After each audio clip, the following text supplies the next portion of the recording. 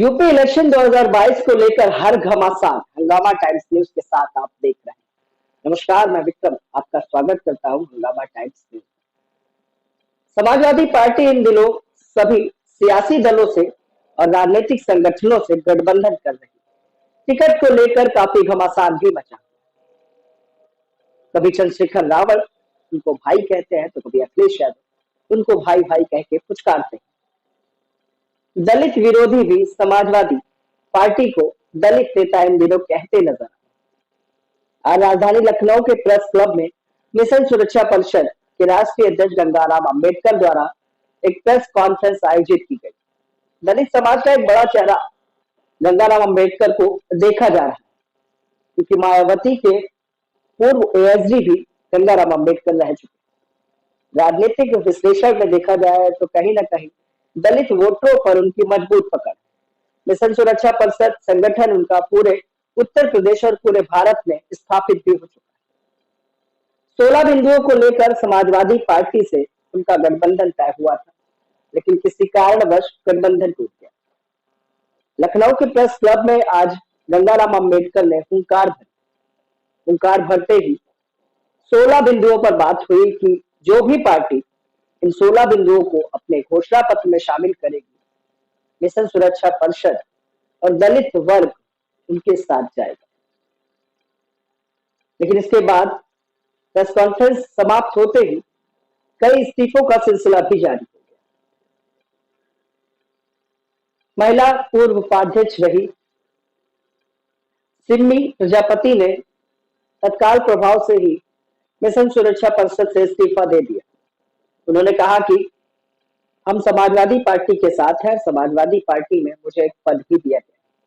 Mission सुरक्षा परिषद के साथ मैंने समाजवादी पार्टी का दामन थामा, लेकिन मिशन सुरक्षा परिषद की विचारधाराओं से मेरा मेल नहीं खाता। मैं समाजवादी पार्टी की साथ में रहूं। बेबेरू विधानसभा से, जो कि बांदा में है, वहां से सिम्मी प्रजापति ने दावेदारी भी पेश की, लेकिन गंगाराम अंबेडकर ने 16 बिंदुओं पर प्रेस कॉन्फ्रेंस कर बड़ा भूचाल मचा दिया। आइए डालते हैं नजर लखनऊ राजधानी के प्रेस क्लब में हुई इस प्रेस कॉन्फ्रेंस पर नजर कि किस तरह से उन्होंने चंद्रशेखर रावत और भीमराव अंबेडकर के भाई मेश्रम पर निशाना साधते हुए कहा कि गठबंधन इनका भी होना था, लेकिन दलित विरोधी सरकार समाजवादी पार्टी के लोग इस गठबंधन को नहीं मानते और हम भी इनका विरोध कर रहे हैं। जो भी पार्टी हमारे इन 16 बिंदुओं को अपने घोषणा पत्र में शामिल करेगी, बहुजन समाज का साथ उनके साथ जाएगा। ये डालते हैं प्रेस कॉन्फ्रेंस पर एक नजर।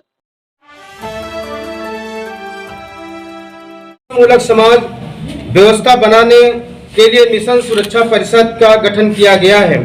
अपनी ईमानदार सोच एवं मिशनरी भावना तथा समर्पित टीम के द्वारा कम समय में देश के करीब 24 राज्यों के लगभग 600 जनपदों तथा उत्तर प्रदेश के सभी 75 जनपदों के तहसील, ब्लॉक एवं विधानसभा स्तर पर संगठन का विस्तार किया गया है, जो कि तमाम जातियों के आधार पर लोगों को जोड़कर कैडर बेस के आधार पर लाखों लोगों को तैयार किया गया है।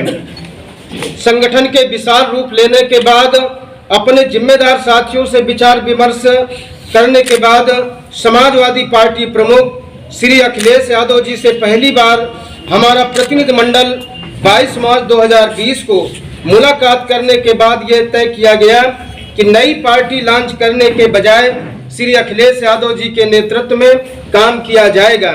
उसके बाद उनके साथ कई राउंड की टेबल डिस्कशन एवं मुलाकात पर बहुजन समाज के सम्मान एवं उत्थान से संबंधित सामाजिक मुद्दों के 16 बिंदुओं पर जो इस प्रेस विज्ञप्ति के साथ संलग्न है पर अपने घोषणा पत्र में शामिल करने एवं उत्तर प्रदेश में सरकार बनने पर ईमानदारी से अमल कराने का भरोसा दिलाया गया था, जिसको लेकर अनुसूचित जाति के जिम्मेदार लोगों को पूरे प्रदेश में हमारे संगठन ने यह कहकर समझाने का प्रयास किया कि समाजवादी पार्टी अपने कार्य संस्कृति में परिवर्तन करके बाबा साहेब डॉक्टर अंबेडकर की विचारधारा को स्वीकार करके अपने पूर्व की सरकार में किए गए दलित विरोधी कार्य को लेकर प्रायश्चित करके हमारे समाज को गले लगाना चाहती है।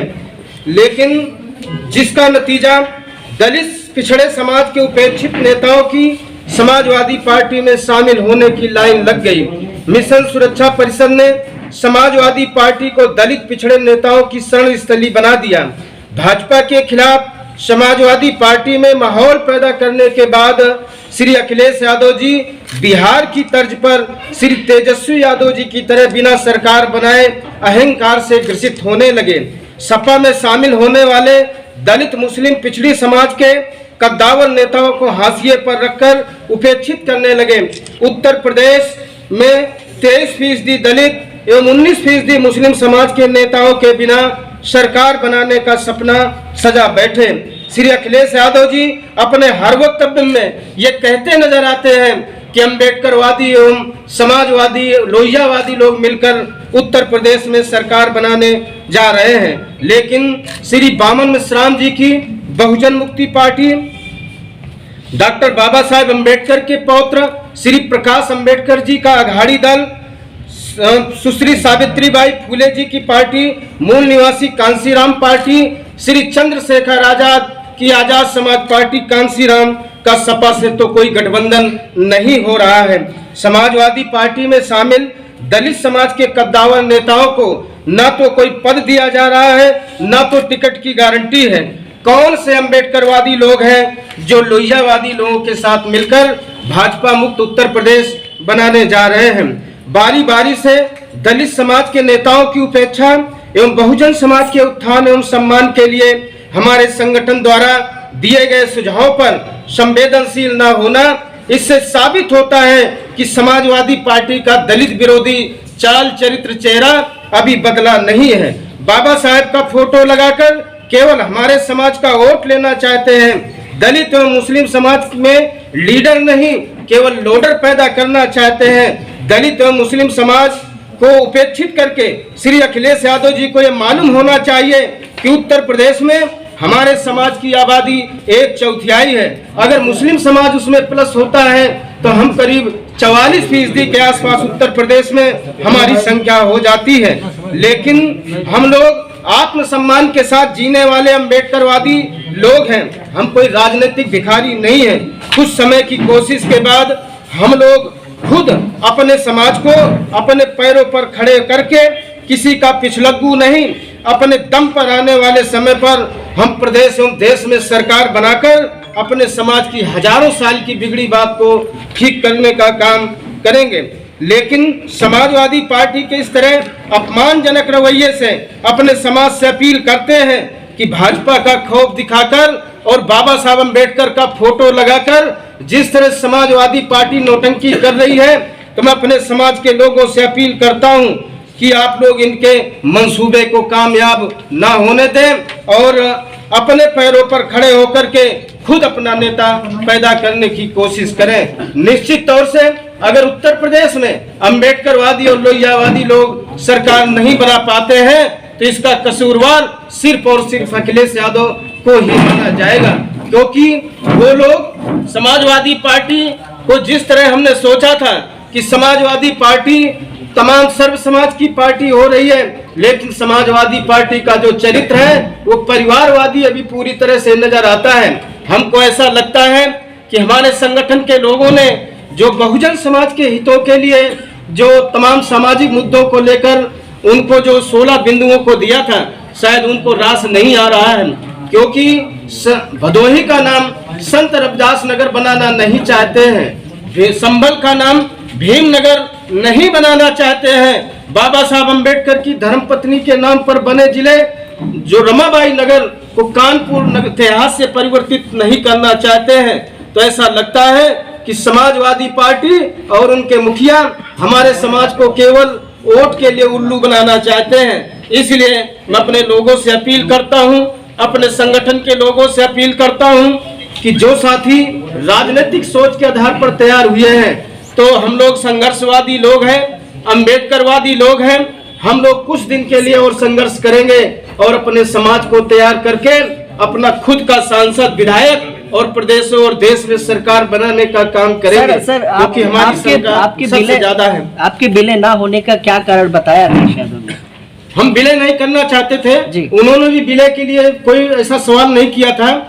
हम लोगों ने जो 16 बिंदु जो आपकी इस प्रेस विज्ञप्ति के साथ शामिल है, केवल इन चीजों पर जो अनुसूचित जातियों के और पिछड़ी जाति के पदोन्नत के आरक्षण के संबंध में हम लोगों ने मांग किया था कि उसको सरकार बनने के बाद लागू करने का काम करेंगे, तो उन्होंने हाँ कहा था। लेकिन इधर जिस तरह से उनके घोषणा पत्र में हमारे इन बिंदुओं को शायद शामिल नहीं किया जा रहा है, इससे हम लोग काफी अपने को ठगा और उपेक्षित महसूस कर रहे हैं। तो क्या करने वाले हैं आप लोग, क्या बीजेपी के साथ जाएंगे? नहीं, ऐसी कोई अभी बात नहीं है हमारा, क्योंकि संगठन एक बड़ा बृहद संगठन है। हमारे संगठन में एक कोर कमेटी है, अपने जिम्मेदार साथियों से बात करके हम आगे का फैसला चंद्रशेखर जी की आपने बात की है, चंद्रशेखर रावण को तो मंत्री पद देने के लिए बोल रहे हैं। अब मैं जिस तरह चंद्रशेखर भाई, क्योंकि जुझारू क्रांतिकारी आदमी है, मैंने उनको एक टेलीविजन डिबेट में भावुक होते हुए देखा था, तो मैं श्री चंद्रशेखर आजाद जी से कहना चाहता हूं कि हम लोग संघर्ष करने वाले क्रांतिकारी लोग हैं। हम किसी के सामने राजनीतिक भीख नहीं मांगते हैं। हम लोग खुद अपने पैरों पर खड़े होकर अपने समाज को सही दिशा दिखाने का काम करेंगे। तो इस चुनाव में किस तरफ रहेंगे आप लोग? अब इसके लिए हम 25 तारीख तक अपने लोगों से विचार विमर्श करने के बाद ये तय करेंगे कि हम लोग किसका साथ दे करके उत्तर प्रदेश में सत्ता परिवर्तन करने का काम करें। कोई पूछना चाहे तो पूछे। और कोई साथी अपना कोई सवाल करना चाहे? मोबाइल नंबर करा दीजिए। और कोई साथी किसी के जहन पे कोई सवाल हो पूछ सकते हैं। क्या आप चुनाव लड़ेंगे? नहीं, हमारा एक गैर राजनीतिक संगठन है, सामाजिक संगठन है। अभी चुनाव लड़ने का ऐसा कोई इरादा नहीं है। हमारे जो सामाजिक मुद्दे थे, इन्हीं को पूरी तरह से लागू कराने के लिए हम लोग समाजवादी पार्टी के साथ काम करना चाहते हैं। तो भीम आर्मी के भी साथ है आप लोग? भीम आर्मी एक सामाजिक संगठन है, आजाद समाज लेकिन पार्टी भाई के साथ- चंद्रशेखर एक राजनीतिक संगठन बनाकर रखा है, और हर राजनीतिक दल का जो काम होता है वो राजनीतिक नफे नुकसान के आधार पर होता है, लेकिन हर सामाजिक कार्यक्रम सामाजिक नफे नुकसान के आधार पर होता है। तो मैं एक सामाजिक संगठन का नेशनल प्रेसिडेंट हूं, और अपने समाज की उन्नति के लिए जो हमने इस प्रेस विज्ञप्ति के साथ 16 बिंदु दिया है, हमारी पूरी कोशिश है कि जिसके साथ खड़े हैं उनको लागू कराने के लिए हमारा पूरा फोकस रहेगा। तो जिस पार्टी के घोषणा पत्र में आपकी ये बिंदु शामिल होंगे उनके समर्थन में आप जा सकते हैं? निश्चित तौर से हम लोग कोशिश करेंगे कि हमारे समाज के उत्थान एवं सम्मान के लिए जो ये मुद्दे हैं इनको जो लागू करेगा और जो इन पर विचार करेगा, जो अपने मैनिफेस्टो में शामिल करेगा, हमारे संगठन के जिम्मेदार लोगों से वार्ता करके उनका निश्चित तौर से साथ दिया जाएगा। क्योंकि हम लोग 250 ग्राम की तरह हैं। जिस तरह 250 ग्राम किसी शेर के साथ खड़ा कर दो तो वो 1.25 शेर हो जाता है, अगर किसी के साथ हट जाता है तो केवल शेर रह जाता है। तो हम जिसके भी साथ जाएंगे वो निश्चित तौर से वो उत्तर प्रदेश की सियासत में 1.25 शेर साबित होगा, क्योंकि उत्तर प्रदेश में हमारा संगठन गाजियाबाद से गाजीपुर, बहराइच से बांदा तक हमने अपने संगठन को मजबूती के साथ खड़ा करके रखा है। ठीक है सर।